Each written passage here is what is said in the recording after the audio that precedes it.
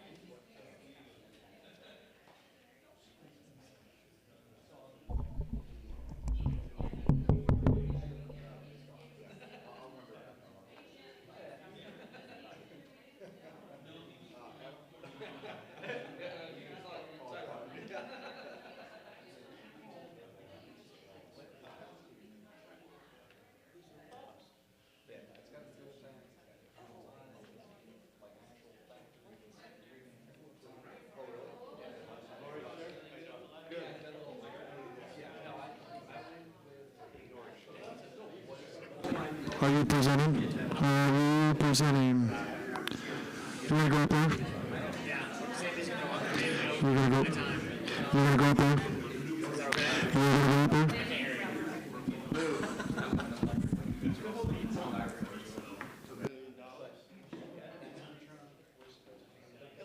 Yo, test, test, test.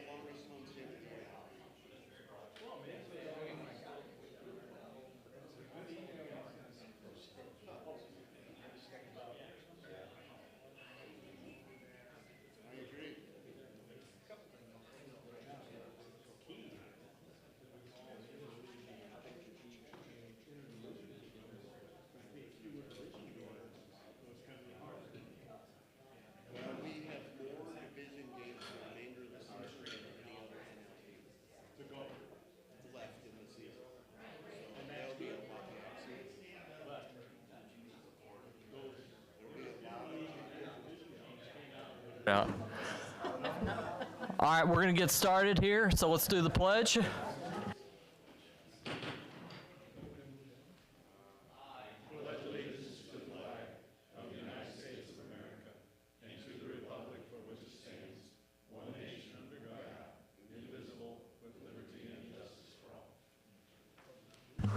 All right, thank y'all and welcome. Sandy, can we get a roll call? Nathan Parchman. Here. Jessica Lott. Here. Stephanie Small here. Here. James Campbell. Here. Jim Blackburn. Here. Andrea Foney. Here. All right, we have a quorum. All right, thanks, Sandy. 1.3, approval of minutes. Can we get approval from the last meeting? So moved. Second. All right, we got a motion and a second. All in favor, say aye. Aye. Any opposed? All right, minutes pass. All right, 2.1, Sandy, motion to approve on a budget to actual report as of April 30th, 2024. Thank you. I'm going to have Robin Costello, our senior accountant, to explain this one. Hi, good evening. So first off, this is not a new report. You've seen this before. All that's being required now is the Illinois Department of Human Services is now requiring us to get formal approval and notation within the council minutes. Okay? So this is the same report you've seen before. This will be on a quarterly basis for approval, just budget versus actual. All right. And we need a motion to approve. All right, before we do a motion or anything, is there any questions about the budget to actual report we need to approve now? All right, anything you want to add, Sandy? No, basically, as Robin explained, you did a great job. It's just the same report. You'll see it quarterly, and no changes in it. So it's just now a matter of record that the governing body has to approve it. So this will be a motion out of committee, and it'll be brought up during the council meeting. All right, sounds good. Well, that being said, appreciate you bringing that up and explaining. Like to get a motion for 3.1 or 2.1? I move to approve. Second. Got a motion, got a second. Can we get a roll call? Parchman? Yes. Lotz? Yes. Smile here? Yes. Campbell? Yes. Phony? Yes. And Blackburn. Yes. Okay, thank you. All right, motion passes there. Then we have 3.1, no decision has to be made here, but we do have a discussion, 3.1 library update by Director Ryan Johnson. Okay, Ryan, I will pull up your report.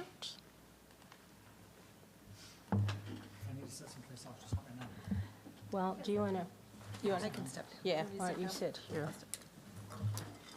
Or just scoot down.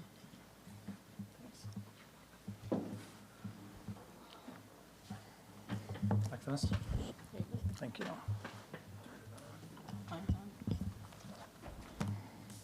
Okay. All right. Thank you. Welcome, hello, everyone. Thank you for having me here tonight. My name is Ryan Johnson. I'm the director at the O'Fallon Public Library. I have been there for about 10 years. I've been the director for the last 5 or so. And I'm here tonight to bring you up to speed on some of the developments, both mid and long-term, at the library. I don't get here very often because the library is, for the most part, self-governing. We've got our own board that helps set the budget and some of our policies. Well, we are a component part of the city. As you know, the mayor appoints the board members, and then the city council approves those. And before Ryan gets going here, I'll just interject and say that I was the one who started talking with Ryan about coming here, since the library is a city department, and we consider them to be part of the team. But since you don't see them in city council meetings, because the library board is a governing body of its own according to state statute, but still they provide a lot of important services for residents that you don't get to see their action items or approve anything. So Ryan and I have talked about him coming on a regular basis to give an update on what's going on with the library and give you some feedback on some of the activities and give a chance for you to ask questions. And so this is the first of what we what we would hope to be a regular occurrence of Ryan coming in and giving you an update on what's going on with the library. So I'll let Ryan continue from there. Thank you, Walter. So first off, we have our master plan study. So 2 years ago, we engaged in this study and identified some key takeaways. You can see here from the slide. We've got a collection size not large enough, children activity room not large enough. We need more multi-purpose space for programs. The location itself may be an issue. If you've been to the library, and I hope you have, it's kind of tucked away behind the post office on the far southern edge of town. And as the city continues to mature and fill in, that may not be the most convenient location for the most number of people. Also have acoustics that are the issue. It's a beautiful building, but with a lot of that natural light and the windows that allow for that, noise does become a concern. And then usable outdoor space.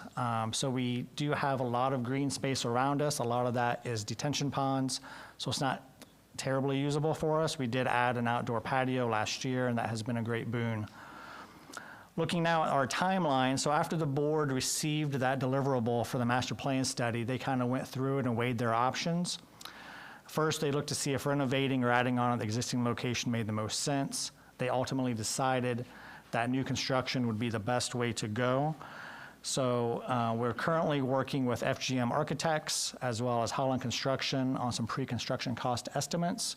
Hopefully we'll have a deliverable from Holland in the next couple of months, and then the board can assess those findings and decide how best to move forward. I guess the ultimate goal here is to put a referendum in front of the voters in fall of 2026 on if people would be willing to fund a new library construction. Personally, I hope to see that pass, but if it doesn't pass, it's not the end of the world. We'll make the best of that situation and move forward. We do have a question on the upcoming citizen survey that will help us inform that process. So if we can identify any awareness gaps, any communication needs, though, so that we can have a successful campaign, we'll be working on all of that in the meanwhile. So next is our strategic plan. There's a PDF included on board docs, also on our website for you to reference. It's got our mission statement listed there, as well as 5 key areas.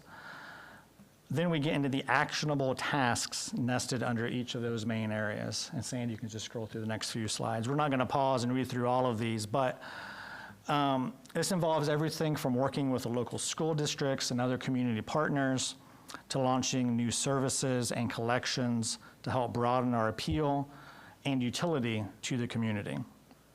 And of course, the last one is investing in staff. As I've heard the mayor say on numerous occasions, you can have the nicest facilities, all the bells and whistles, all the doodads, but if you don't have good people, then you really don't have much at all. And time and again, the feedback we get is about our excellent customer service, our friendly atmosphere, so that's something we really want to lean into and capitalize on. All right, the next few slides deal with statistics. So these are also available on board docs as a PDF. But here's a little snapshot of things we have going on. So the first one we have is checkouts.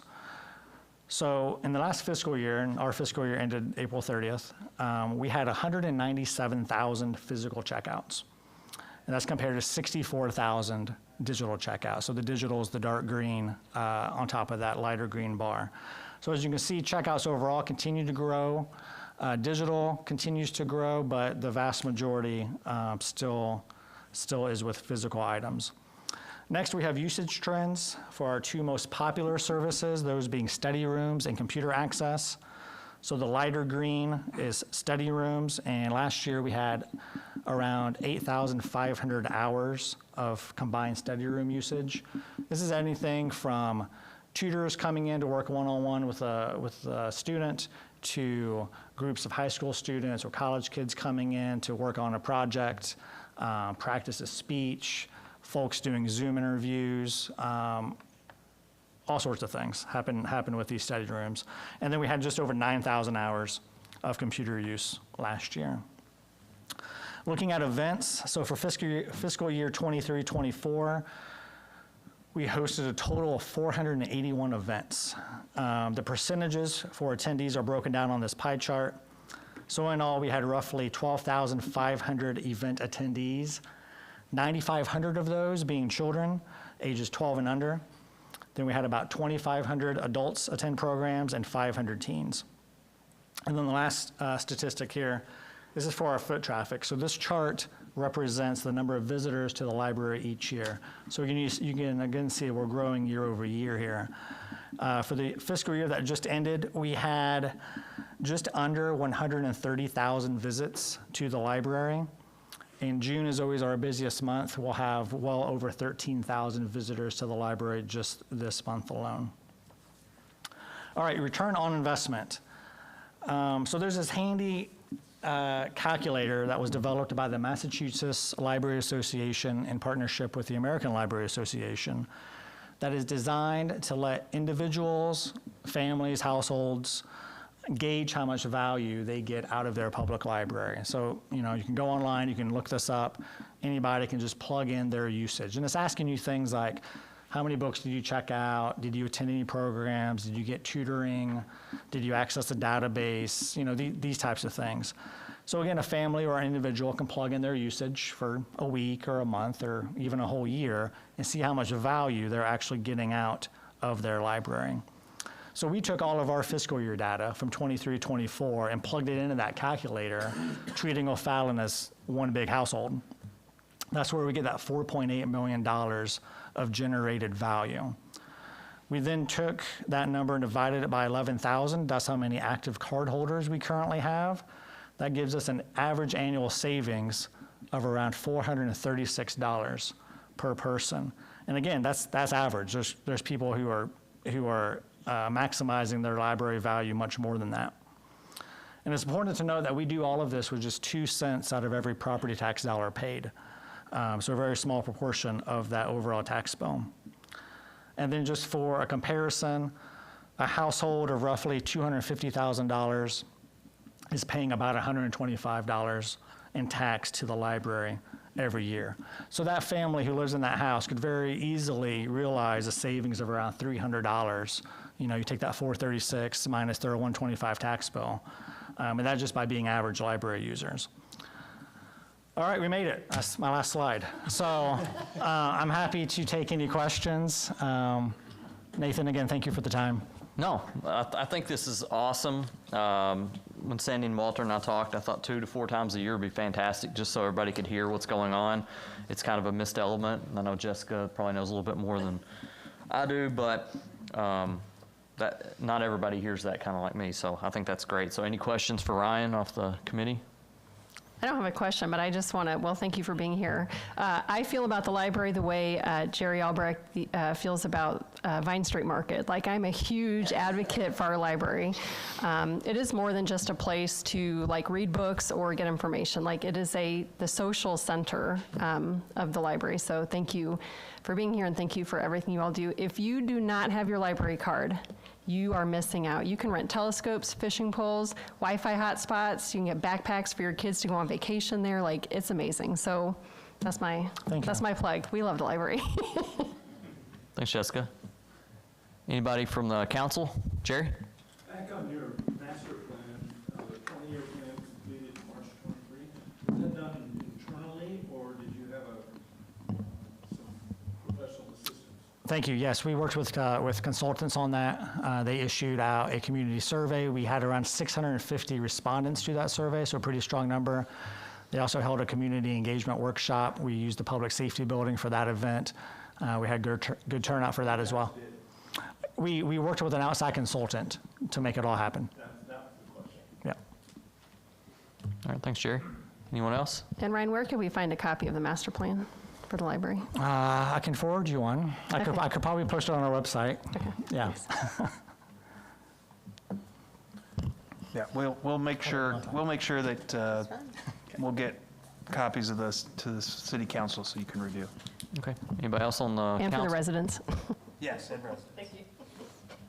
All right. I just say I'm a big fan. I've met with other older people there. I've taken my granddaughter there to read books, you know, while sitting in there. We're there fairly regularly. Had passport work help done there. I mean, I think it's a great thing. Our library's fantastic. Thank you. Any other comments from the council or committee? Public?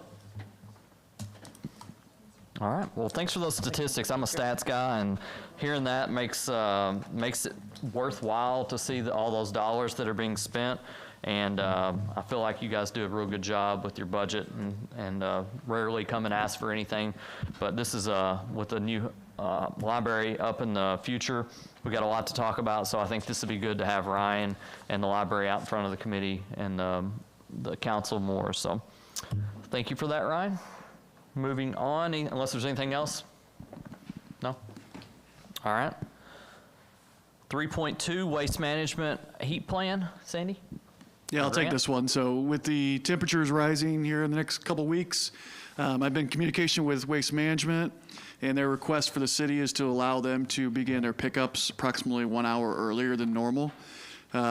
We've gone back and forth, and so I've asked them to formally request to the city when temperatures are at or near 100 degrees or triple digits to allow them to do that.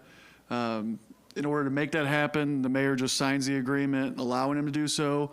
We would ask that we extend that to July and August with at least 1 week advance notice so that both Waste Management and the city can get out notice. Wouldn't change pickup days or anything. It was just, you'll see the trucks in probably half an hour earlier. So our big push would be to have people put them out the night before. Part of this is because a lot of their Waste Management trash trucks do not have air conditioning. And so by the time they get over here, it's usually 7 o'clock, and by the time they finish their route, it's 1 or 2 o'clock in the afternoon. So I just need kind of unless anybody has a heartburn or doesn't want it to happen, we were going to process that and let them do that. Any comments against that happening from the committee? Council, Jerry? That only applies to waste management, right? Correct. Waste Management's the only residential hauler permitted in the city of O'Fallon. Normally, our normal work hours. This would not adjust any other construction, mowing, anything. Thanks, Jerry. Anyone else? Public? Any comments against that? All right, from what we see, move forward. All right, thanks, Grant. 3.3 update on grocery tax elimination. Sandy? So you've probably heard this before. So the governor did sign the new budget. He is not extending the elimination of the grocery tax until January of 2026. So that means our current budget will remain the same. Earlier, we had talked about the possibility if he made it effective this fiscal year that we'd have to go back to look at the budget. Since it's not affecting it, we are not going to look at changing anything in this budget year. We will, however, take a look as we start the 2026 budget, how that will affect us. Again, we estimated at a high end of $1.2 million. So that's how that will affect us in our general fund. So, but just want to let you know, this budget year, we will be fine. We'll continue as budgeted. And staff and Sandy have been working on some backup plans just to figure out what we want to do, if there's anything we want to do. So more to come on that as that progresses. It'll be here before we blink. So always want to be prepared. Anything from the committee on that topic? Council? Public? All right, if not, moving on. 3.4 update on municipal aggregation program. Okay, so this is, as you all may or may not know, we have been doing this municipal aggregation since about 2012. And this now will be our 4th or 5th contract. This last contract was with Constellation New Energy. At the time we went into this, our rates were lower than Ameren, and that was the expectation. That contract does end in December. So we have gone, our consultants, Good Energy, who we've been using from day one, they went out for proposals. We are what's called a consortium. There's 28 communities that are involved in here. So it's not just us. So using our consultants, they went out, and Homefield Energy, who everybody should be familiar with, that's who we've had every time since, is the one that was awarded the contract at a rate of 0.08636. This new one does include a capacity rate pass-through, so our total rate will be 0.09054. Our current rate is 12.2, so we will see those who are in municipal aggregation will see a decrease based on kilowatt usage of about $31 a month. Again, this will start with the read in December. They will be sending out what's called opt-out letters. So these letters will be sent to all eligible residents, and you have to opt out of the program. And a lot of people say, well, why do I need to opt out? I'd rather opt in. We have about an 80 to 82% participation rate, and so I mean, administratively, it's easier to do those 20% who's not participating. So it is, always has been an opt-out program. We'll be sure to get enough communication out to let the residents know that that will be coming. Ameren's rate currently is 0.08136. That rate is through September of 2024. Again, our consultants feel that Ameren's rate will be going up when they come out with their non-summer rate. We are, internally, we've talked about this. In the past, in 2012 was when we saw that huge savings.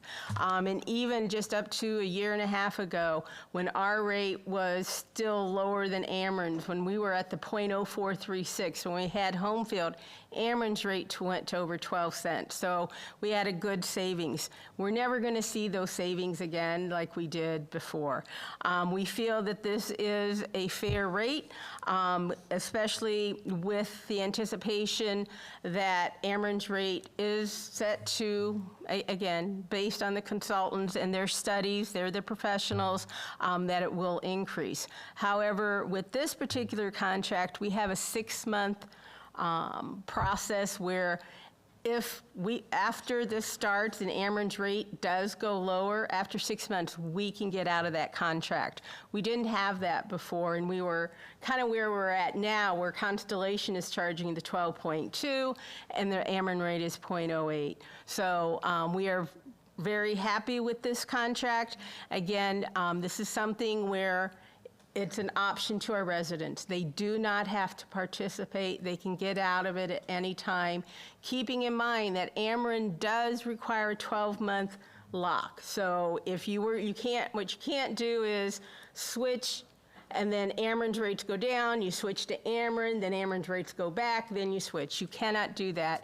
Ameren does have a 12-month lock period.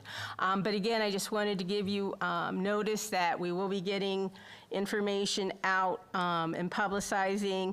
They are expecting, I had originally put in late September, early October for the opt-out notices.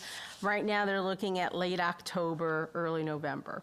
So, but I did want you to be aware of this new contract that will start with the December reading. So to clarify, those who are currently opted out of aggregation have to opt out again, correct? Correct. That is correct. Everybody will get a opt-out letter. And then, for this new contract, you said that the opt-outs will come in October, so we will know by then what Ameren's rates are, so you'll know whether we are higher or lower. That is correct, because the current rate Ameren has runs through September 30th. So by waiting that October, we'll know what Ameren's non-summer rate will be. But keep in mind, ours then is locked, whereas Ameren's, it will fluctuate, because they're always known for changing their rates, their summer and non-summer, so. The last time we switched suppliers, there was a break in the contract, so it was like There that was. ended, and then 2 months later, the new one started, so it was a little confused. Do these butt up next to each other? Now it's Okay. butted up, so it's December would start the new. Right. So say, And we did, I'm sorry. I was just going to say, and the reason we did that was because we actually got a lower rate by waiting that 2-month period. So say somebody, I had several people ask me whether they should opt out or whatever. I said, well, it's cheaper to opt out. It's like the stock market. You don't know what's going to happen. It's like gas prices. They're up and down. We take our best estimate, and that, so does the professionals.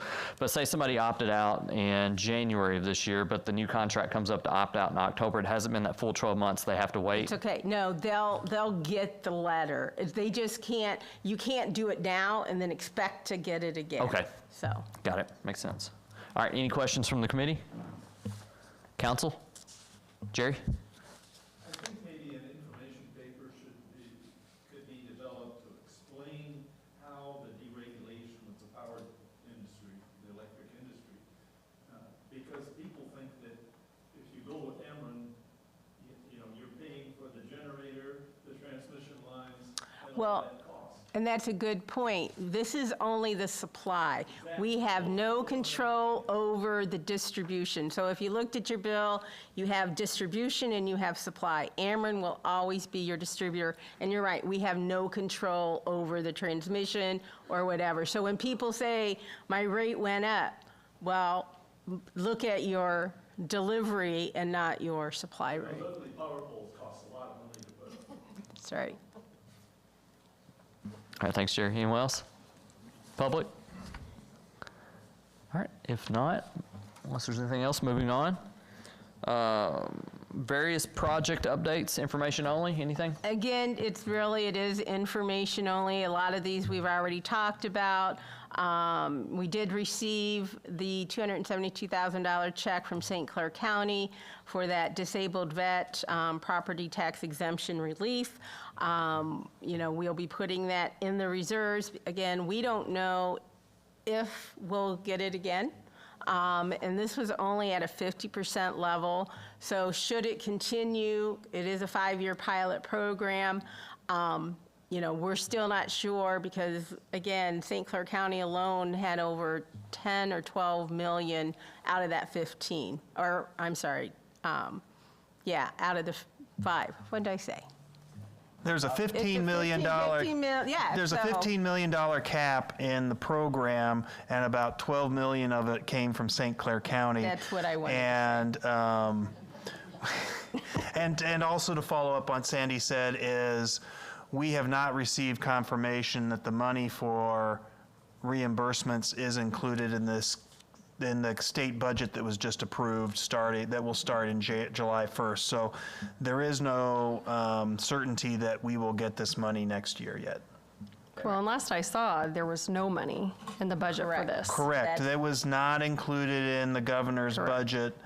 We talked with our local legislators. They said they were going to try to find a way to get it funded for this second year, and we have not heard confirmation that that has happened yet.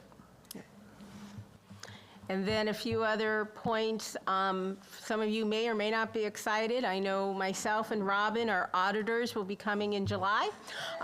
So yay, they've been here and did a pre-audit review, but they'll actually be on site mid-July. And so as we have in the past, they'll do a presentation either at the October or November meeting. And then the other fun thing, I know Grant and his team are excited. They're starting to ramp up this 5-year CIP process. So that again kind of flows into the budgeting process, which will be starting as well. Capital Improvements Program. Oh, yeah, that too.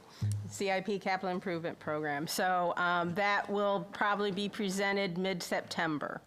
So that's all my various project updates. All right, any questions from anyone? Do we have any updates on the website, the new website? Funny you should ask. Yes, thank you for asking. Nope, not planned at all. Members of each department that control the website, so the admins and then the overall site admins, did like 20 hours of training 2 weeks ago. We have what I would call a 95% complete product. Right now, we're kind of just filling out the holes. The expected soft launch date is July 14th. We'll have about 2 weeks for staff to look it over, still not public out. And then once we say we're good with it, we'll flip the switch and go with the new website. Some of the new features, though, that I'm really excited about, we will have a chat AI bot that will allow us to better serve our customers online. So essentially, they'll be able to talk to a AI and walk them through a lot of things. So we've had some difficulties with permitting and payments, and you can go on there now and just type pool, and it will say, did you mean you want a pool permit, or you want to do a pool surcharge, you want to do that? And so it's we're really excited about it. Thanks, Grant. Anything else on that, Sandy? Nope, everything else is strictly informational. We include the administrative staff reports, as well as our quarterly investment report and the treasurer's report. Okay. Jerry? A question back on the veterans thing. If we got the $272,848, what percent is that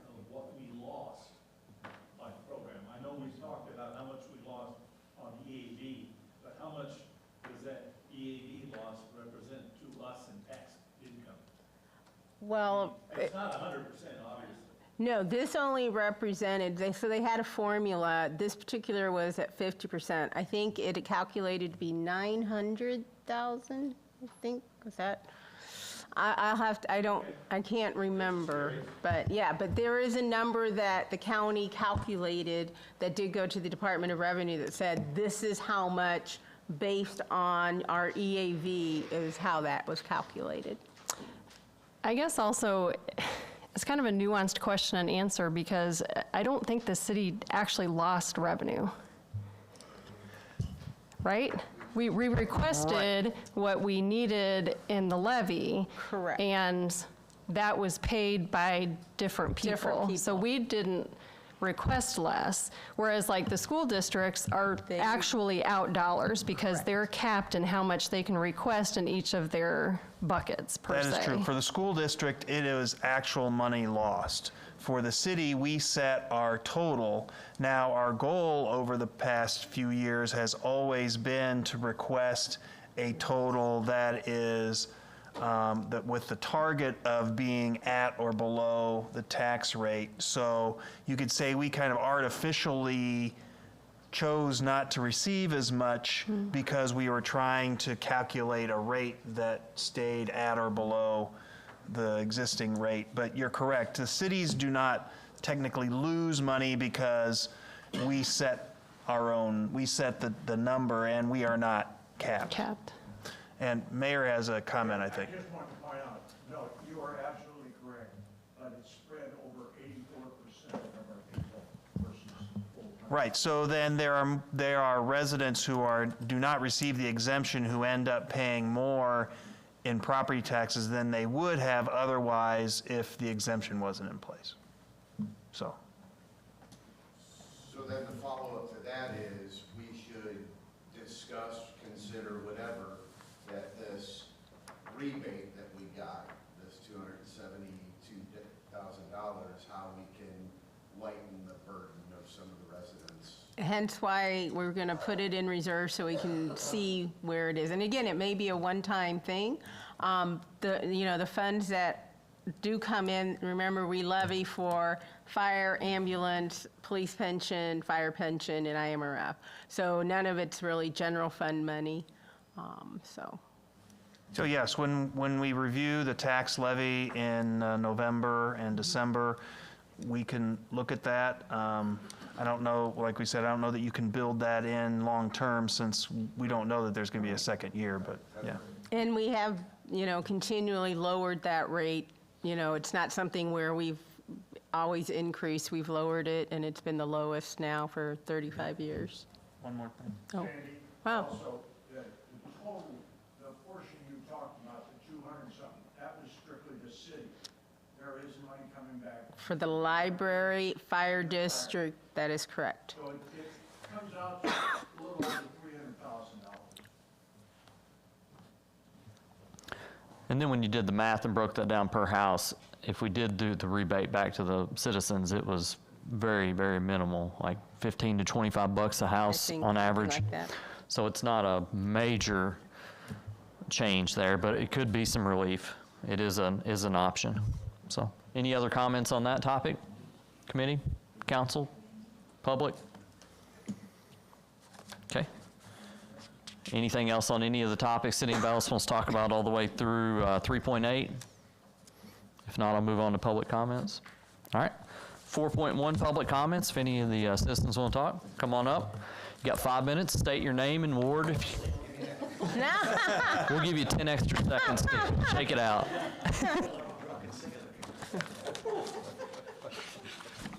I'm word 6. I guess that comes with old age. Rather than popping up 3 or 4 times, I figured I'd save it to the end. Thanks for the last discussion, because that kills that one on the veterans exemption, so I don't have to go into that.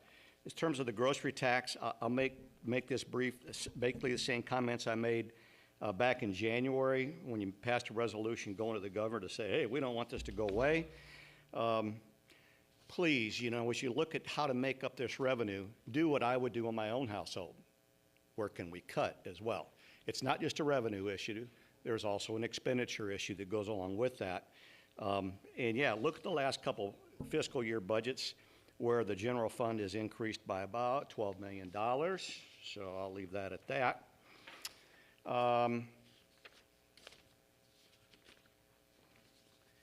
Aggregate program and opt-out. I know personally, and I think Sandy, you helped me with this last time. I know I'm not supposed to address individuals, but I had a heck of a time opting out. They gave a phone number, they gave an online, and it was, hopefully it'll be easier this time for those who want to opt out. I don't know. And again, that's the beauty of home field. We've all experienced home field. Their Yeah. customer Yeah, that service Constellation was is, hurt. and I agree with you on that one. Okay, yeah, I could never figure out if I had opted out or not. And just one last word that I thought I'd get in terms of the overall, I guess it was not the investment report, the treasurer's report, yeah. Something that I always look at is the Bill O'Fallon Trust Fund, imagine that. Because again, I always go back to the original file that came out in January 2022 that kind of showed an analysis of, gee, how could this Bill O'Fallon Trust Fund grow? And by the end of fiscal year 2025, maybe there'd be over $7 million. But from everything I can see, especially based on what was going on with the park, it looks like, it's in here somewhere. No, I don't think so. Oh, it's stapled. There was a, analysis that, with the pool slide and parking lot north, that's not going to happen. My only point being, the city still has a propensity to love to spend.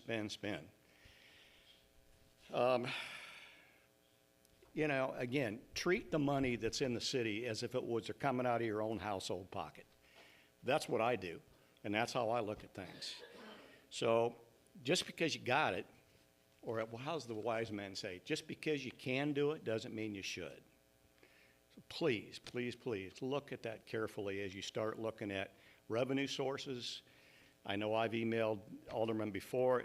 There's an M word out there that people don't want to hear. It's called marijuana. We've decided we don't want that tax. But we tax gaming, beer and cigarettes. A lot of other sin taxes out there. So just keep an open mind and a holistic view as to how, when you start building your budget and looking at revenue sources, but more importantly, where you might cut. I'm not sure I've ever seen in the last 9 or 10 years since I've been coming to council meetings, anyone on the council or staff say, you know what, we're going to cut across the board X%. We just keep building and building and building. So, thank you. Thanks, Ron. Anyone else have any comments concerning the finance and admin? Come on up.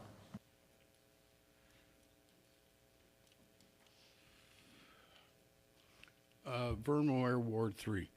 I have on your budget here, I'm trying to understand it. So we have all these categories with cash on hand, is that correct? So if I take in total of, let's say, January's cash on hand accounts, I come up 70 million and change, okay? Well, then February comes up and I total all the cash on hand and it's 63 million and change. So if I subtract the two numbers, it's like 6,900,000 and change. So where did that cash on hand go? Okay, that's my question. Then in February, which using February's number of the 63 million, March's came up to 60 million, and that was another 3 million. So where did that cash go? Okay, then we go flip over to April, and April's was a 76 million and change, but the month before was a 6 million, so you had a 60 million, excuse me. So then you had a 16 million and change cash on hand. and then you get a difference of the other two, add to that, so you're still a plus 6,100,000, whatever. I just want to know where does that money sit that you gain and lose and whatever? Where's it go to? You know, that's my question. I would have to sit down with Sandy and go over that with you. That's a lot of numbers thrown out there. So if you'd like to come in and talk to Sandy and I'd be happy to do that. Sandy, you have anything? I mean, as with any business, we've got revenues and expenses that go out. So as Jeff does projects, money is going out. We'll get grants. So there was a big $7 million bond grant or the bonds that came in. So that increased revenues. I mean, so it's really, you can't just say, well, it went up this month 3, then it went up 4, then it lost 3. I mean, it depends on all of our projects done by Public Works and anybody else, revenue streams that come in. Because keep in mind, you'll start seeing when taxes come in, you'll see that increase because we'll start getting disbursements out of taxes. So July and August, you'll see the revenues increase. I mean, it's just revenues and expenses going in and going out. All right. Thank you, Sandy. All right. Anybody else have any comments? Come on up. Hello, Adam Pope, Ward 6. There was something brought up at the city council meeting last week, and I was figuring you guys would be the better person to ask. They talked about some payments to an electrical company for downtown lights in the neighborhood of like $40,000. Do you guys have any kind of breakdown as to what that's covering? Because, I mean, that's a lot of money for Christmas lights. And is it replacing everything, the poles, the lights, the wiring? Is it, I mean, what is that? What's it all going to? Walter, do you know, or Grant? I can answer that, Mr. Chair. Yeah, go ahead. Yes, so that, it's not $40,000, it's $18,000. $18,000 was submitted to Mac Electric. What they did is they were replacing all the overhead lights in downtown. The other ones are getting water in it and they're dropping and going out. And then they're also extending the poles. They had to take the poles and weld additions on the one far block because refrigerator trucks dropping off beer were bringing them down. Okay. Did the city get any bids for the work? No, sir, it's in the budget under a large capital item. And we had Mac do the first lights. Just curious. I think there's another line item on there that dealt with Mac Electric doing work in the sports park or something, and so that was a question. Yeah. That I think got it up to 40,000. Yeah, different project. Okay. All right, thank you. Any other public comments? All right, if not, look for a motion to adjourn. Got a motion and a second. All in favor, say aye. Aye. Any opposed? All right, motion to adjourn is approved. So we are adjourned. I guess next meeting 6:15, 6:17, something like that. Yeah, let's begin community development at 6:15. Okay, thanks. Keep things moving.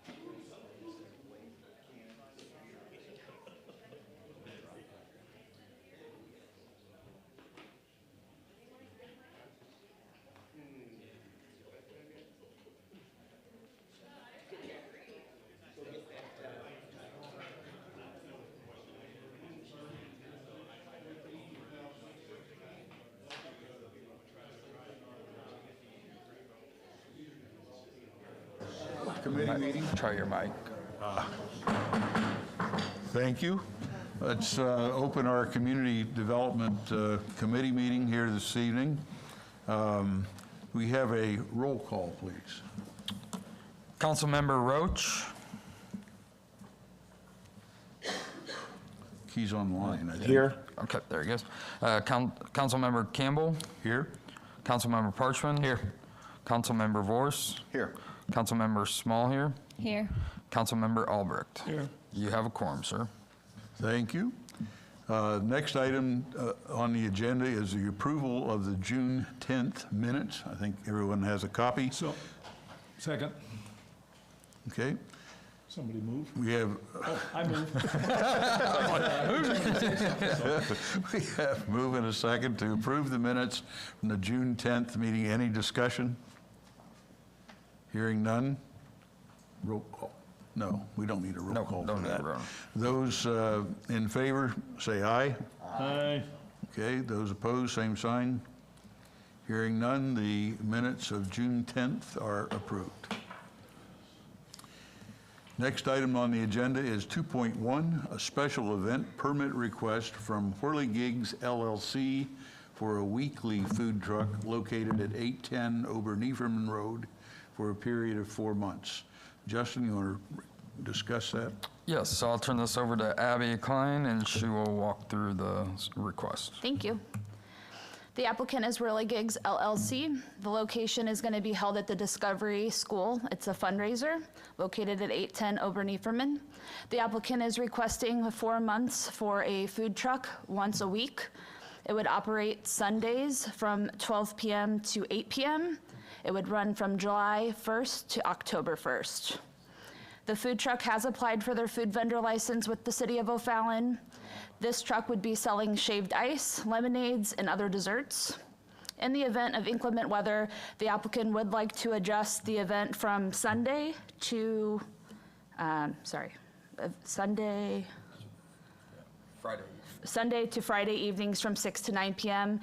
or Saturday from 12 to 8 p.m. For city assistance, they require none. Here's the site plan that we were provided. They would like to park outside Discovery School in the front. They would reserve some spaces for their truck, but they would remain open for parking, and they would not block any spaces with seating. Staff recommends the approval of the special event permit with the following conditions. The O'Fallon Public Safety Department will coordinate with local weather outlets and National Weather Service to monitor any potential inclement weather to determine if the storm poses imminent risk to the attendees' life safety. Should risk arise, the O'Fallon Public Safety Department reserves the right to suspend or end the event. From finance, all food trucks will require to get a special event coupon from IDOR so that appropriate sales tax that is collected and remitted to the state is coded to O'Fallon, as well as ensuring that they are remitting the 1% food and beverage tax to the City of O'Fallon. Okay, thank you. So as I understand it, rather than having them come back every week for another permit, we're basically saying we're gonna bundle that in a 4-month period of time for the same time every week. Is that correct? Correct. Okay. So any discussion on this issue from committee? Yeah, it's interesting that this is 2.1, because if we approve 2.2, this wouldn't pass. It would, yeah. There's Once a there's week. 5 weeks in January, and it says. Well, they would have to do one less that in a 5. In July, I'm sorry. In July, yeah. Okay. But yeah, in fact, if the next one, if 2.2 were to pass later on in July, this wouldn't even come to the city council anymore. We would just be able to approve those administratively. I think this is more of what a special permit kind of should look like, but still ongoing, not as much as the last one we had. Was there a reason they wanted to do Sunday specifically instead of like Friday or Saturday with all the ball teams? That was their request. Okay. Katie is here, so if you. Okay, yeah. Could you come up here to the mic if you don't mind?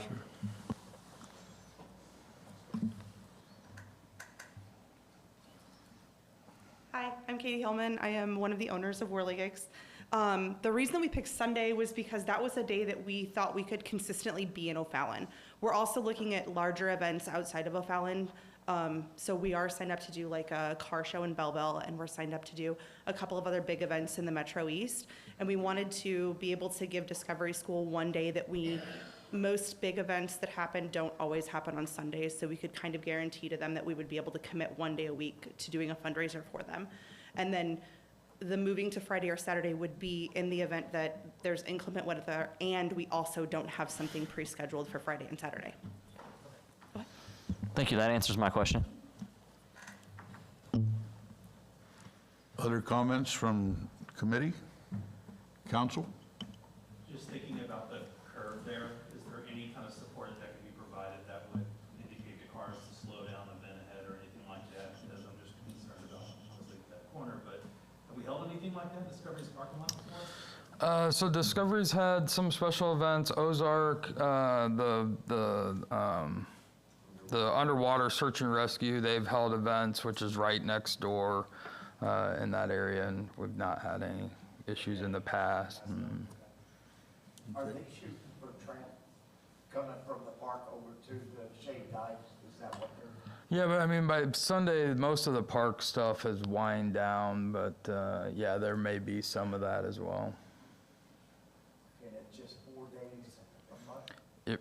Right, so it'd be on Sundays. July happens to have 5 Sundays, so it'd be 5 that in July. Any comments? Jerry? Well, it was just, my concern would be the kids crossing from the park, coming across the road to the site. There's no crosswalk, so. There is a crosswalk. Well, it's further down. There's a sidewalk that also runs adjacent on Overton. Okay. Any other comments from the public? Oh, Andrea online. Andrea, okay. Yes, Andrea. Yeah, this kind of touches to Tom's point a little bit with 2.1 and 2.2 being back to back the way it is. First off, with 2.2, the way it reads, food trucks would only be allowed in office, commercial, and industrial zoning, correct? That's how it's proposed, yes. So again, to Tom's point, this wouldn't pass. Discovery School is zoned multifamily residential. So I have kind of a issue with that part of it.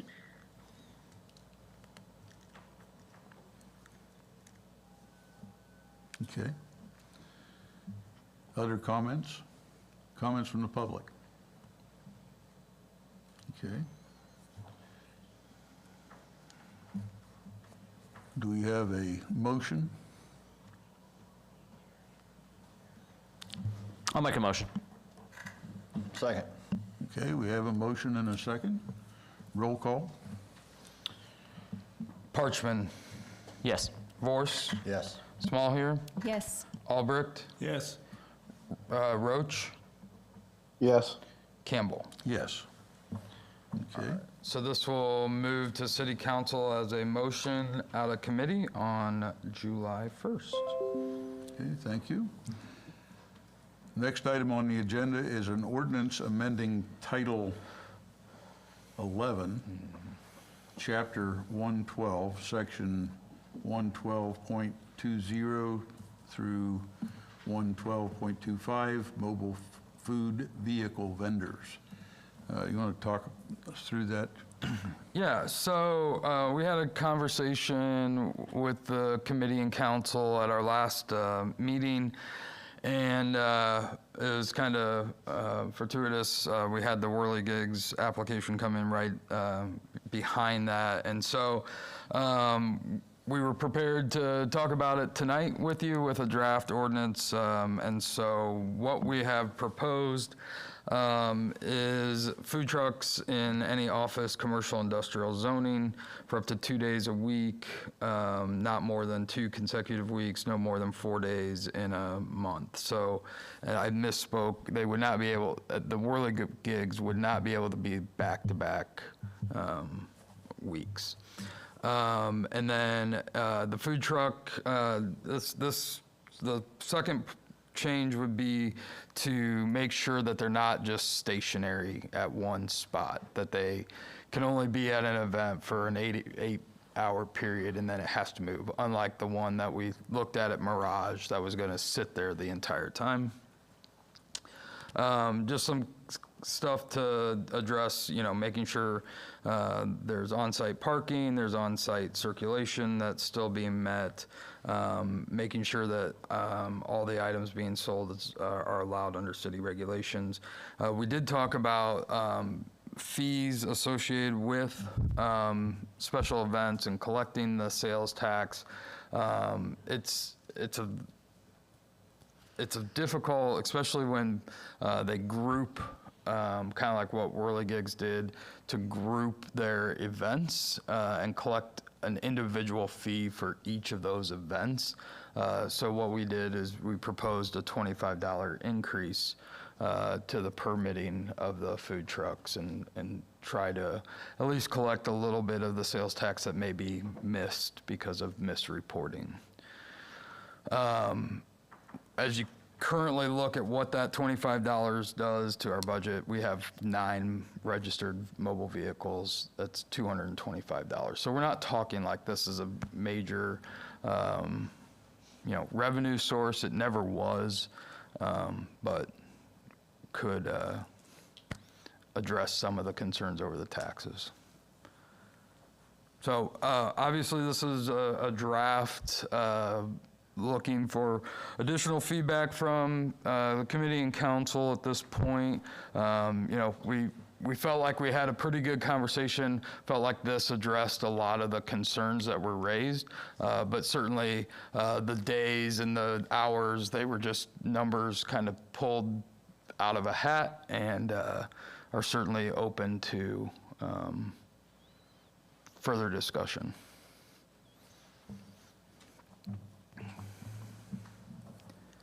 Any discussion from the committee? Yes, Jerry. It also applies to the ice cream trucks driving around? So I don't handle ice cream trucks. I don't believe they do. Is that correct, Grant? There is a difference from the state of Illinois and St. Clair County. The difference is whether it's created and served and prepared on site or not. So if the ice cream truck is taking a soft serve or scoop, putting it on it, then it is a food truck. If they're selling a popsicle pre-bagged, it is not a food truck. Well, does this apply to ice cream trucks?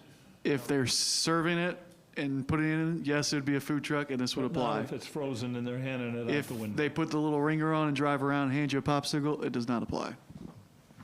There you go. They don't have, most of them don't have their permits anyway. Yes. I just want to say it looks good as long as we got something in place that we can follow that doesn't make it very abstract or where we don't know what we're doing. So looks good to me. I think as long as you guys can handle that and keep this off of the council's plate, unless there's something major that comes up, I think it's fine. Yeah. And obviously, I mean, if something doesn't fit this, we could bring it back to you guys for a review. This would allow us to administratively approve these food trucks moving forward. Okay, Ross. Todd's got his hand. Todd's got, okay. Go Yeah, ahead, and John. Justin, I think you just answered my question, and I was going to say, so if a neighborhood, for example, wanted to have, a neighborhood get together where they were having their own special event and they wanted a food truck there, they could still apply. It would just have to go to the council. It wouldn't be able to be administratively. Correct. Is that correct? Yes, that's correct. That's the intent of this, yeah. Okay. Under item 2, the word park, does that apply to Mirage Liquors that leaves their truck parked there? Yeah, Or Sugar Fire? So Sugar Fire doesn't actually operate, it's just it's stored there. It doesn't say that, it says park. A food truck, trailer, or cart shall not operate, park, or otherwise be located upon a property. Be stationary is a better way to put that, I guess. Maybe not. Park while Park. in use. Yeah, Park while in without use. or something like Okay. that, yeah. Put a stipulation about storage. They've got to be stored somewhere. Yeah. Yeah. Good point. Yes, Ross? I just want to make sure that we don't undo what we did with what you guys have passed with or approved to send to the city council for whirligigs. It does say, like Andrea was talking about, only for industrial zoning. So Discovery is, and I didn't know that before she said it, is not zoned industrial commercial. Are we going to make some kind of change to? So the reason we used office, commercial, industrial is that we could administratively approve those, right? And if it's in like the residential districts that Todd asked, then that would have to come back to the city council to make sure that you guys are okay with it being there. And I'm okay with what they want to do. I just want to make sure that we're not going against our own proposed ordinance. If it's zoned residential, do they need to come to us the city council every time? Well, so they've asked for so that will supersede our regulations because you guys could authorize that under the special event. Right. So if we add the word institutional to that, does that solve the problem for the schools or that sort of thing? They're doing what they need to do by coming to the city council. Right. So that's the. Well, That but- does make a good point but about schools- the schools would all be zoned residential. So maybe we should look at adding an institutional use versus zoning, because we don't have institutional zoning. It's just a land use category of institution. I don't think the city council will want food trucks coming to the schools to be approved by the city council. So yeah. put an institutional use in there. It would still come to us, though. No. If we put in institutional use, that would cut out like schools, if Ryan would have a food truck at the library, right? That would cut that out of your approval process as well. Actually, I think the library is zone B1, but those types of use, St. Clair School, yeah, that's a good one. It's zone single family there, but they wouldn't have to come if we added institutional use, because we don't have an institutional zoning category. Justin, would that include churches as well? Yeah, I guess. So most of our churches on the land use map are identified as institutional. Yeah. Yep. So yes, I would include churches in that institutional designation. Yeah, no, which I think is fine and should probably be approved administratively. Right, so if the VFW or the Legion, one of those wanted to do that, that would cover that kind of. Well, and I think they're all their own business. Right. Yeah. Okay. Yeah. Andrea, did you have a question? or Yeah, comment? like they're pretty much what's said. What my other part of this is, because there's a lot of mix and match. I notice, like Carriel is agricultural, UCC Church is residential. So there are some things that if you could like group that all together, just to make sure that the places that when you would get them routinely would be covered. That would be my concern, and it would be good. Perfect. Yeah, I think we can do that with that institutional use Okay. addition. If I was an O'Fallon business and I have to go under construction for my restaurant, is there any kind of language or weight that would be given for someone that wants to put a food truck on their own property for an extended period of time, or would they have to come to the council? I think we'd want that to come before you guys. which I think it's appropriate for you guys to review some things that are outside of kind of a normal situation. I think I have philosophical differences about food trucks and what they do, so I don't know if I'll ever support it. I do recognize it's a step in the right direction for what we have, but I don't see the issue. Okay. Andrea, did you still have a question or comment? Okay. Okay. Sorry. Eric? Justin, quick question, just to make sure I understood that. So if somebody from a neighborhood they're gonna have a food truck party on the cul-de-sac, and they don't realize, sometimes it's not through any ill intent, they don't realize that would, as long as they're paying for it, they think they can do it. You're saying that would have to come before the council? As it's written today, if you want them in, so. I'm just saying, if they came, if you talk to them, then it's like, well, you gotta go up and put a special event permit in to do that, and then the event's a week from now, they're not gonna be able to get it approved. Yeah. I guess from a different perspective, what would be the harm of you guys approving that?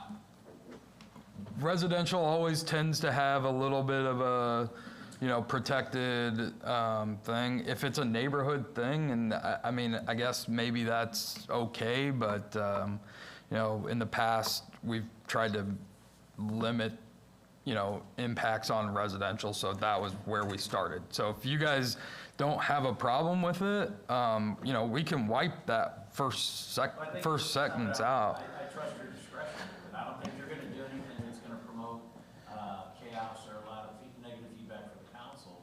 And I just think it's easier than saying, sorry, you can't do it, and they're already under contract, you know what I'm saying? Sure. I would trust your decision to make that call. Okay. Ross? I get what he's saying, but as a resident in the neighborhood, if my neighbor was wanting to do that and you didn't know that several neighbors didn't want it, I'm okay with there being a little bit of a burden that they might have to come to, more than, it might come to the city council a little longer. And if they don't get, either that or your guys' approval process needs to kind of take into consideration, we need, signatures from the nearest 10 neighbors or something like that. Yeah, that's a little burdensome. Yeah. I trust you, like Eric said, but there needs to be some kind of guidelines on how that happens in certain areas. Yeah, so I can only think of 2 events that's ever occurred in the neighborhood type setting. And I actually think the food truck that did those is now defunct. But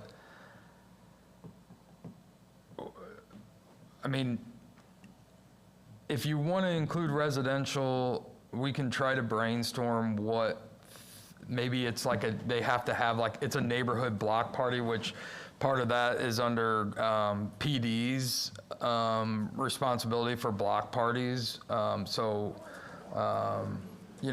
can,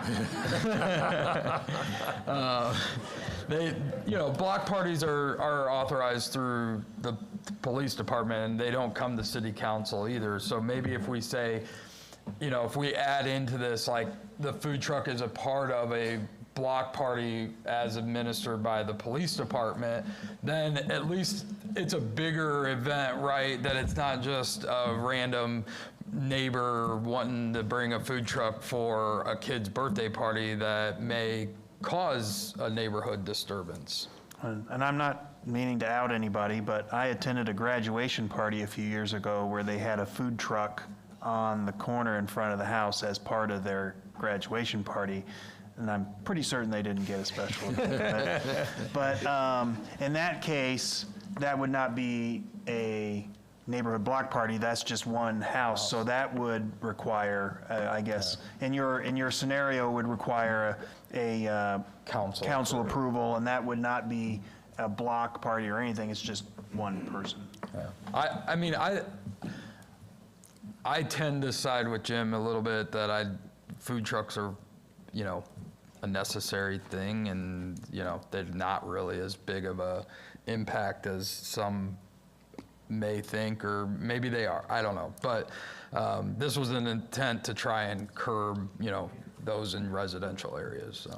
Justin, I recognize you're in a hard spot too, but when I went out there looking for reports on food trucks, I did not find really concrete data that said they're a danger to businesses or community. In fact, I found one report that was actually contradictory to that, so. I know I'm shouting to the wind, so. Yep. Yeah, Jessica? I'm willing to just say, turn it over to the administratives to be administered administratively, and then if there's a problem that we didn't think of, then bring it back. Yeah, we can do. But for now, it's like, I think over 6 or 7 years we've been doing this, I think it's worked out just fine. Pretty So, yeah. That's my recommendation. Let you all figure it out, and then if it becomes a problem, let us know. Okay. Just going back to Walter's scenario, what's the difference if you bring a food truck that comes in, prepares all the food for the guests that are there, they're not paying for it, the homeowner is, versus if you have somebody cater your lunch or your meal? It's an extra vehicle that sits there maybe longer than the catering truck. I mean, that's really it, essentially. Well, and Justin, the current ordinance, I don't believe that the food truck would be able to park and serve food from the public roadway. They'd have to be in the driveway. Yeah. So if that helps alleviate some of your concerns about residential food trucks, they'll have to be in a driveway. They can't be in the roadway serving food. Right. Yeah, that's a good point. Okay? Tim? Yes, Jerry? In the case of the parks, where we have a large tournament that comes in, and that is not a special event, the park approves it, what happens if you have an event organizer wants to drag in a food truck? In the parks? Into the park, So as part of a, Yeah, so parks administers anything within their own park. So like even now, we don't see those as part of tournaments or anything. how would we handle that? They do currently. They tell them to leave if they're not permitted. If they're not approved in the special event through parks, they simply tell them to leave. Yeah, the Parks Department manages food trucks within the park for their tournaments. So they arrange for food trucks to be there. That doesn't come to the city council. So it's not part of the No, application for the tournament? What's that? It's not part of the application for the tournament? that goes- Yes, it is. It can be. Sometimes it is. So they arrange to have food trucks there as part of the tournament, and the Parks Department regulates that. But if a food truck just rolls in without approval, then they can be told to leave. But with tournaments, they arrange for those food trucks to be in there all the time. But the Parks Department has their own permit process through their events. That doesn't come here now, and it wouldn't with this ordinance either. Correct. This is just for private property.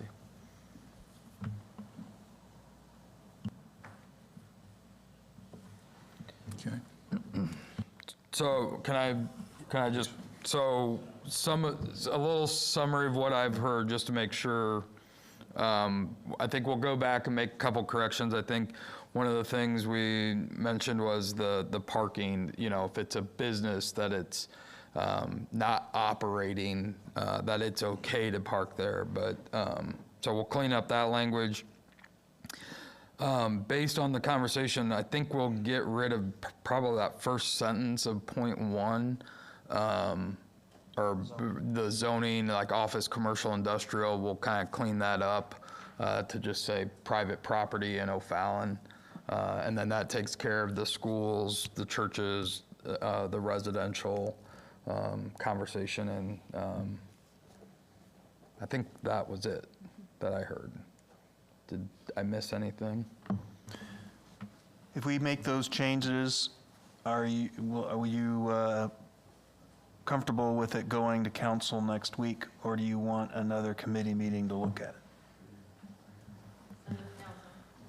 Yeah, I'm comfortable with Okay. that. That's what we plan to do. I was just seeing if anybody didn't want that to happen. Okay.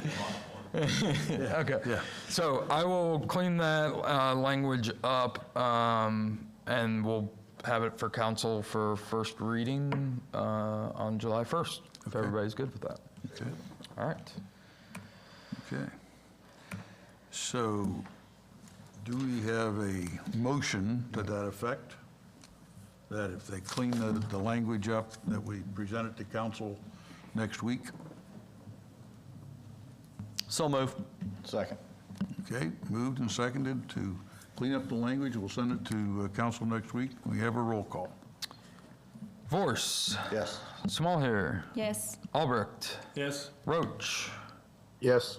Parchman. Yes. Campbell. Yes. All right. Okay, unanimous. Good. Okay, next item on the agenda is an ordinance amending Ordinance 623 zoning for the development known as Equipment Share located at 117 Auto Court on the second reading with no changes. So this will just move to council on July 1st for second reading, unless there's any discussion. Any discussion from committee? Anything from council? Any discussion from public? Hearing none, we'll move forward with that. Next item on the agenda is an ordinance approving the final plat for the reserves of Timber Ridge West, Phase 3, on the second reading with no changes. Any discussion from committee? Council? Anything from the public? Okay, that'll move forward. Final item is item 4.1, public comments. Any comments from public on anything we've discussed this evening or any other matter that should come before this committee? Okay, hearing and seeing none. I have a question. The company that was going to move into Auto Court, that was going to, the railroad safety equipment manufacturer, have they spent any money on renovations? So, unfortunately, they hit a snag in their leasing with the Automotive Cars Group. That's the REIT out of Washington, D.C. area. And so they've actually relocated to a building in Muscuda. So they didn't spend any money? No. All righty. We have a movement to adjourn. So moved. Second. Okay. Those in favor say aye. We are adjourned. 6:50 by that clock for Public Works.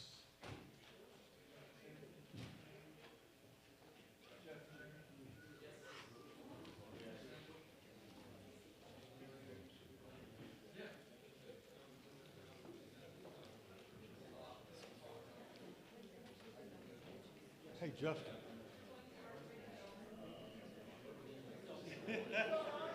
I'll chat your head off. I don't know why. Like, I care so much about that.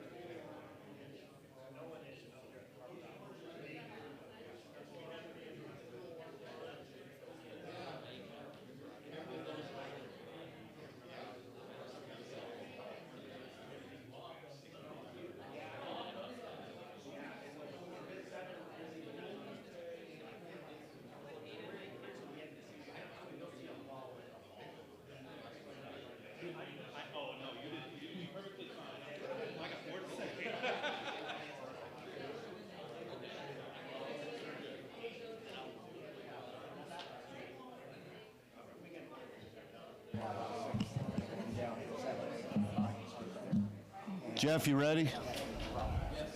All right. I'll call the Public Works meeting to order. Roll call, please. Rosenberg. Present.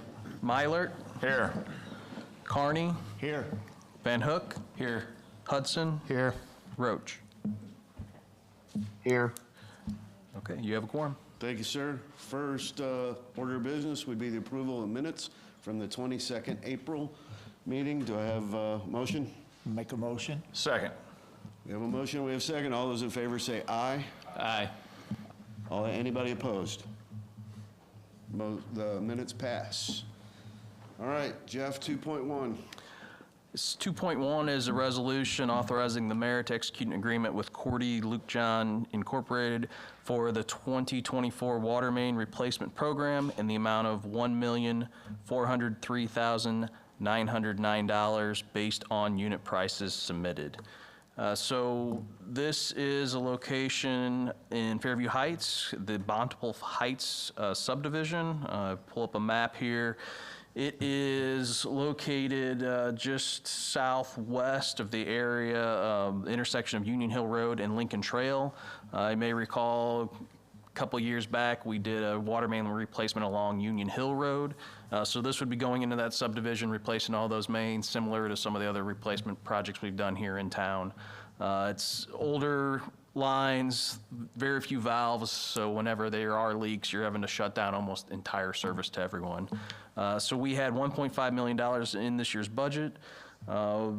Again, Cordy Luke John is the low bidder. The numbers were pretty drastic in scope here from size, I'll admit. Cordy Luke John 1.4.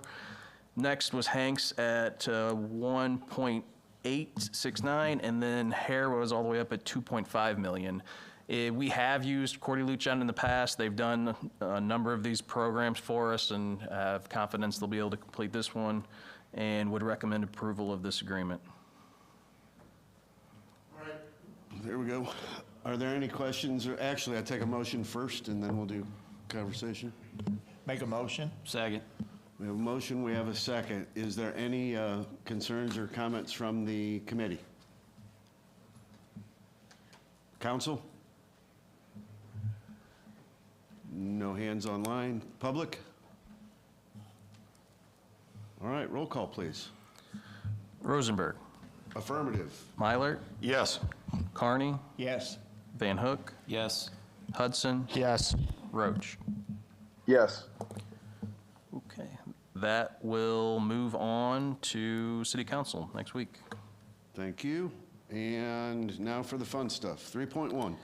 All right, 3.1 is Stormwater Assistance Program. So a few months back, we talked about and had a discussion regarding the city establishing a policy that would help to assist residents for stormwater issues that are occurring on their private property, most notably being areas along large drainage ways, creeks where erosion's occurring on property.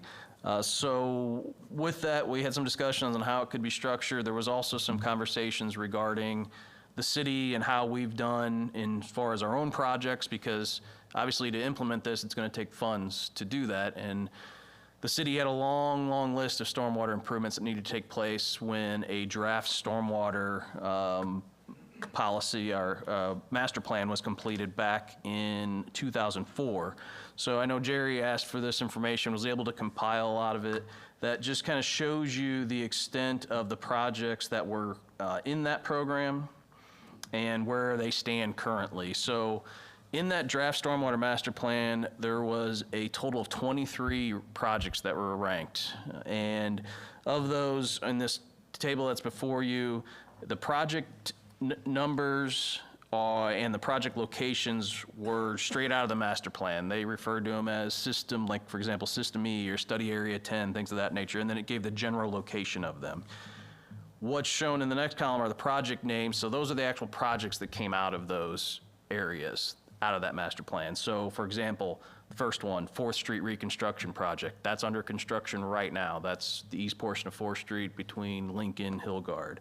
So though the project names of the projects, as we assign them, what we've renamed them and the status is where they currently stand. And what you'll find there is all these projects have either been completed, are under construction, or are in the capital improvement plan, and in 2 cases, there are studies currently underway. So what that shows you is of these 23 main priorities in this master plan that was put together 20 years ago, we've have done all of them or are moving towards completing them all.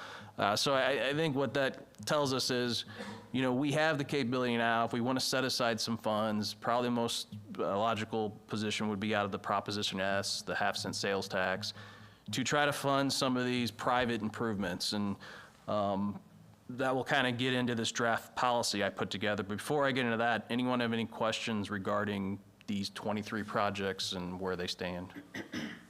I just want to thank you for putting that together, because that visual, although you and I have had conversations and the council has had conversations, to see that like that is very helpful to me. And I know it answers a lot of questions that other people have had. Does anybody on the committee have any other questions or concerns about this particular thing? Council? Anybody in public? All right, if you'll go to the draft plan, which, by the way, I think is fantastic. Yeah, I can't take all the credit, I'll be honest. So I did a lot of research of neighboring communities around us. The most comprehensive plan I found was actually the city of O'Fallon, Missouri. So this is kind of modeled, you know, a lot off of their plan. Talked with some of their stormwater specialists over there. I mean, they have a whole department of stormwater personnel over in O'Fallon, Missouri.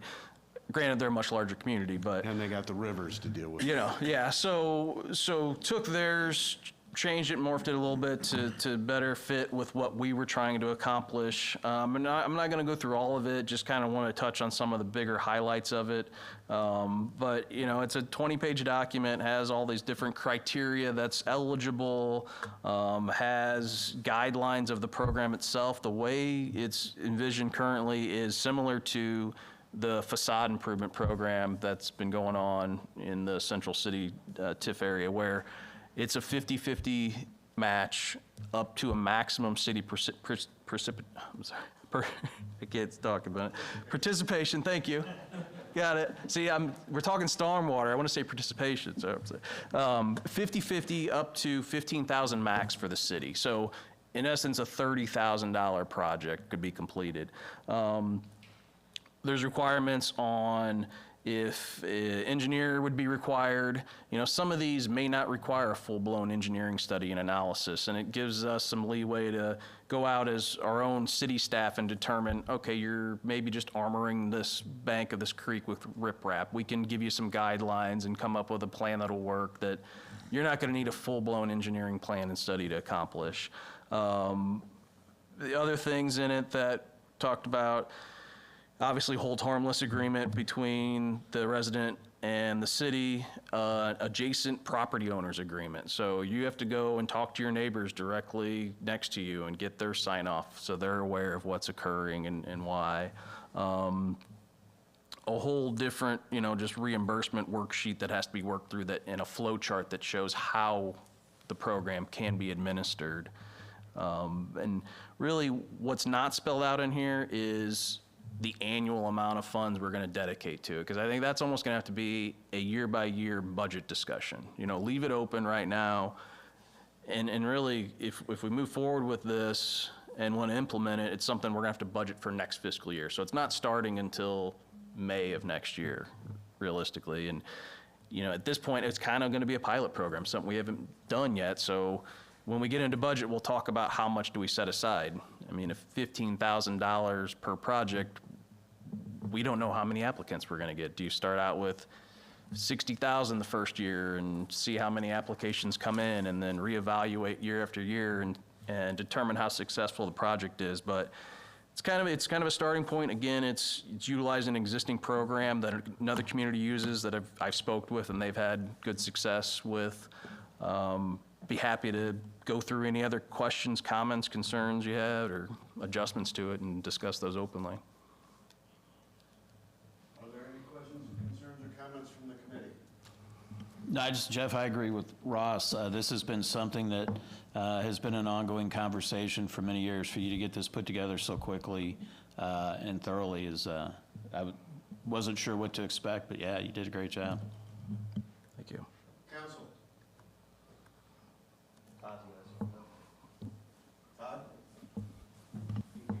So I just had one question. I know when I read through it, it talked something about easements, but would there ever be a reason that we would want to get an easement when they do any of this work in case the city, for whatever reason, found that it wasn't done correctly later and had to be redone? Like for example, if that homeowner leaves, they move, and then you find out, you know, a couple of years later that it wasn't done correctly, we couldn't make the current homeowner fix it. I'm assuming, I guess we could, but. Yeah, I mean, a lot of cases in most of the subdivisions we have with drainage ways, creeks like this, they are already in a drainage easement of some sort. So if it was a matter of, you know, public health or safety, we would have ability to go in and do some work.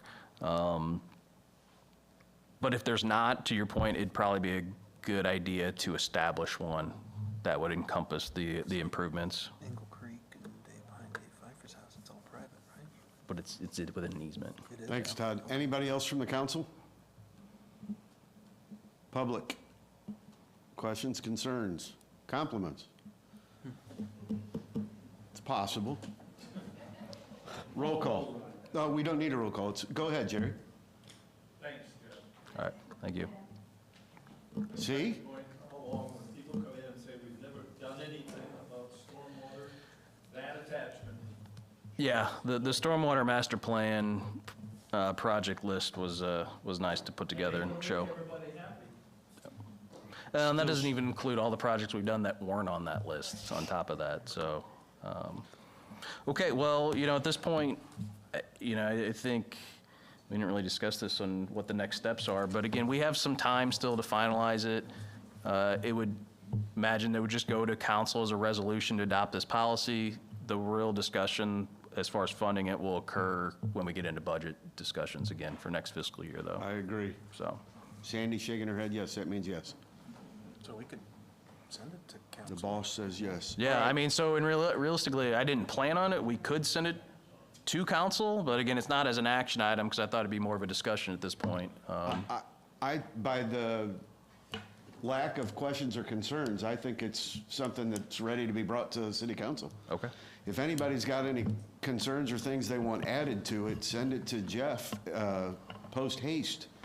And Jeff, if you get enough of those or anything that is major, then we'll bring it back for discussion. If not, then just bring it to. Well, I would ask for a motion from the committee to send it to council. Can we do that if it's under other business? It's all advisory anyway, so it's on the agenda, so. All right. Well, I'll make the motion. Anybody want a second? Second. All right. Roll call. Mylert. Yes. Carney. Yes. Van Hook. Yes. Hudson. Yes. Rosenberg. Affirmative. Roach. Yes. All right, we'll move that forward. There you have it. 3.2 Pierce. All right, at 3.2 Pierce Boulevard traffic calming updates. So received some data from the consultant for information related to the temporary measures we put out. So in May, we set out the temporary speed humps along with the delineators that narrowed the roadway down and the hope was to, goal was to, one, for sure slow down traffic and then also possibly even reduce the volume some. What we found is really we didn't see much of a volume reduction, which is understandable, but the speed humps in combination with the delineators did significantly lower some speeds, as much as 60% in that specific spot. Now, beyond that, you know, the way we set these up, they were only on Pierce west of Walnut. So we had devices east of Walnut, didn't really do much, obviously, because by then you've already gone through and been past them. We then removed the speed humps, left just the delineators out, which just kind of narrowed the roadway down. What we found then is speeds ticked back up. We didn't see much of a reduction, as kind of could be predicted. So with that, the consultant summarized it all, provided us some of the data. is really recommending a combination, whether it be narrowing the road to some degree and putting in some speed humps in strategic locations. So we're doing this. At the same time, we're also working on this bike master plan, and that corridor Pierce has been one that's been discussed a lot because we have the trail that's down Greenmount. There's talk of running a trail Lincoln. The Brandywine development just had a trail put in, so it could be a great connection. So where we're kind of moving forward with this is what you'd consider a road diet, where you're narrowing the road. In this case, it'd probably be on the south side of the road, bringing in that curb to allow enough width for a shared use path on the south side of the road. So that helps to narrow the roadway down to help slow somewhat. In addition, adding in a few strategic speed hump locations along Pierce, but then also probably on White Pine, which is kind of a bypass to go up to Lincoln also. That's where we're at right now. I'm looking at bringing on, developing a scope and bringing on a consultant to design plans that would provide that. And just kind of backing into the timing right now. If you've been out to the site, the Meyer Development started their mine mitigation.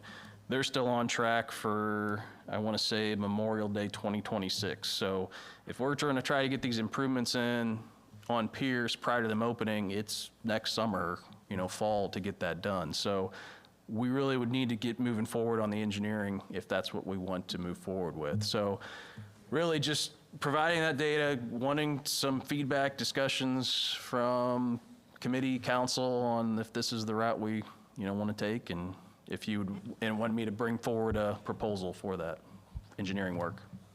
So, since we don't have anything yet, I'm not going to ask for a motion, but we'll probably, it seems we're going to get there. Let's do questions, concerns, comments first. Yep. Anybody from the committee? Yes, I got a question. What are you thinking of looking at other means of slowing the traffic down other than the speed bump and the bump out? We really are not at this point. We're not looking at rolling out any other type of temporary measures. The only other ones we've really talked about are like mini roundabouts potentially, but I think that's going to be difficult in that corridor and that setup. Other things that have been thrown out there or, the speed limit signs that flash when you're exceeding the speed limit. Again, I think those are effective in that one location where they are, not the length of the entire corridor. Any other questions from the committee? I was just going to point out, Jeff, based on, I would kind of defer to you to make a recommendation, understanding the engineering has to take place to keep everything in line. You've worked with the consultants, and you're more of an expertise in that area. So at some point, I guess, could you make a recommendation to us how you would like us to review or go forward? Yeah, and I think the next step in this would be to go to a consulting engineer, provide them this scope that we just discussed, narrowing the road, adding a shared use path on one side, and then strategically placing some speed humps along the corridor. Have the first step in that's going to be engineering, because we can't just go out there and do that. It's going to affect stormwater drainage and the curbs and gutters, and we're going to have to adjust inlets. So we're going to need some engineering plans developed to do that. So we can bring that forward of that engineering agreement that would have essentially those recommendations, maybe a rough drawing that shows where we're thinking of placing, the speed humps potentially. I'm going to call for a vote on that coordinating with an engineer, but let me is there anybody from the council who's got anything to add or questions? Jim?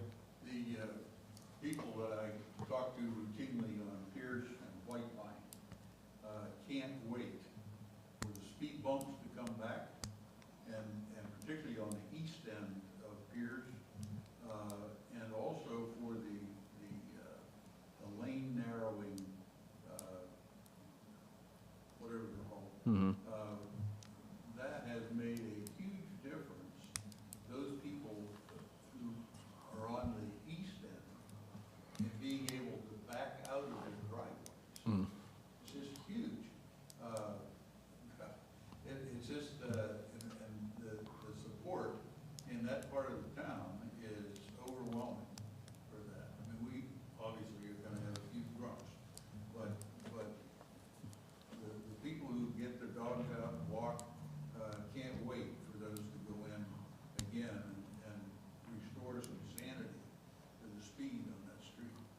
Thanks, Jim. Todd, I see you got your hand up. Yeah, well, one, I was just going to say, Jeff, I appreciate you bringing it to us, and everything you recommend, I definitely support. The only other question I had was, as we do the engineering and move forward, is there any reason to look at, while this is all going to be tore up, and is there anything else that needs to be looked at, whether it be stormwater or water lines or sewer lines or repaving while it's all tore up, so we don't have to come back through again in a few years? Yes, so that area, Pierce, White Pine, they are due for resurfacing. We're doing the area north of that this summer, and we purposely left that out knowing this was going to occur. So along with the improvements I talked about, it would be an entire resurfacing of the road. We're also working on the Pine Tree Estates drainage study right now. So recommendations that come out of that, we can look to incorporate into this plan along the corridor also. Because I agree. I mean, we've had success at doing a lot of the infrastructure improvements all at once and not piecemealing it in specific areas. So we'll definitely try to do that again in this case. Thanks, Todd. Anybody else from the council? Public? Questions, concerns? Take a number. No, go ahead. Ron Zelms, Ward 6. I think it's great. I think when the speed humps were in, I know it helped slow things down. I use Pierce a lot. My concern is not so much Pierce. Twice in the last 2 months, once last week, my wife and I went out to turn, go on to Pierce to turn south on Greenmount. I don't know what's going on a couple times. One time it was at noon, one time 1 o'clock. My concern overall, as Meyer gins up in 2 years, is the ability to turn from Pierce onto Greenmount. I don't know if you're looking at that at all in terms of a traffic study, but it gets nasty out there sometime at certain times of the day. And when you talk about volume, yeah, if I were pulling out of Meyer and I saw what was going on at the light at Pierce and Greenmount, I know where I'd be going. I'd be going into my neighborhood. So I don't know what can be done about that, but to me, I think that's going to be a bigger issue is Greenmount. So I'll answer, and if you want to add or take away anything, please correct me if I'm wrong. There have been discussions about lane improvements and additional turn lanes and stuff that's going to be there. So while I agree with you, I think it's going to be a headache.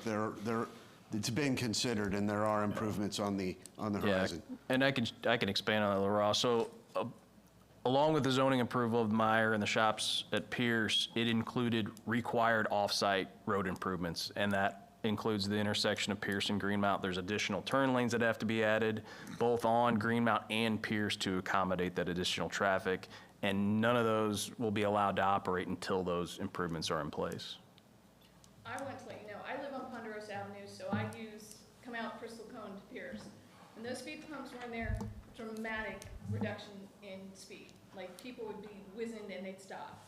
My concern is, in the wintertime, what about snow removal? Are the humps going to be permanent? Are the delineal poles still going to be there? How's that going to work with that? And then my next question is, I saw on the plans, is there going to be a signal light on Pierce for the Myers development? Yes. Yes, there will be. Yes. Okay. And how that's going to cause a problem, don't you think, to back up into the subdivision? Because that light's going to have to be in sync with Greenmount to keep the flow. Yeah, so Before you leave, I'm sorry, Jeff, can you please state your name? Becky McGinnis. Okay, thank you. Okay. First, the question regarding the speed humps and how they'll work with snow removal. So what we put out there for temporary purposes were literally just bolt down pieces of rubber that emulated the speed hump. If we move forward with a permanent installation, it'll be poured concrete and it'll be at a grade such a way that you could still remove the snow and any ice that accumulates on it. question regarding the signal at Meyer. Yes, the main intersection at the Meyer development will be a signalized intersection on Pierce. There's been an extensive traffic study done that's part of that whole development that shows how that will operate, the signal timing, the stacking distance, and things of that nature. And again, all those improvements will be done and in place prior to the opening of any of those businesses. To include some directional restrictions on which direction people turn out of there. So that'll help with that a little bit, I think. Are there any other public comments? Jessica? Can you talk about Hartman and Central and when that project is set to, are we still looking at like a summer? Yes. Yeah, we're looking, potentially July 8th, might be pushed to the 15th, week of the 15th, but yep, that is still planned for the summer and the fall. Any other comments on this particular item? All right, Jeff, can we go ahead and, or let's, I'll take a motion for moving. So I know on this, what we could probably do, just with timing wise, I want to get this moving along. One thing we could consider would be to bring forward an agreement. Justin was graciously enough to allow me to join on his next committee meeting potentially if I can get him done in time. So it'll be a nice food truck discussion, maybe paired with traffic calming, just like tonight. So we could do that just to progress it along, and a little bit selfishly on me because I'm gonna be out of town the 4th Monday next month too. So, so we could do that. That way you'll see a full recommendation from me. I can have the engineering agreement, discuss it with you. Wait a minute, what week are you talking? That would be the 2nd Monday in June. July, sorry, So- we're already in June. That'll be a Public Works thing on a week I won't be here. You, okay, all right. It's all right. I'm So sure. I that'd be have a- July 8th, a Community capable Development Committee. second. Okay, so you don't want to take a roll? I mean, the call? other option is I put together a scope proposal from an engineering consulting firm and it goes straight to council. That'd be the other one, but you know, it sounds like maybe there wants to be a little more discussion and a recommendation coming from me for Is that. there anybody else who thinks that there needs more discussion on just coordinating with an engineer? No, I think whatever Jeff submits to us is going to be recognized as his recommendation. Any other council members that think we need more discussion just to coordinate with an engineer? I think the people have spoken. Okay. So- good. Right, so do you want to do a motion in a second and vote on it? I would say similar to the last one, have a motion to send it to council. I will also make this motion, looking for a second. Second. Roll call, please. Carney, Yes. Van Hook, Yes. Hudson, Yes. Rosenberg, Affirmative. Mylert, Yes. Roach. Yes. Outstanding. Take it to city council. So you All right. may not get it to July 1st. Yeah, it might take a little bit just to get the scope together and a proposal from a consultant. So it may be July 15th. Sounds good. Public Works Monthly Report, 3.3. Yeah, since we didn't meet last month, I provided 2 months' reports. That's really just the service requests, work orders that have been completed on the Operations Division, Public Works. So any questions on those, I'd be happy to answer them. Anybody got any questions? Committee, council, public, on the monthly report? Last thing on the agenda is public comments. Anybody got any public comments? Great job on the water main repair this weekend. Yes, very much so. I will pass that along. Very much so. Okay, I'll take a motion to adjourn. We have a motion of second. All those in favor? Aye. Aye. Any opposed? No? Thanks.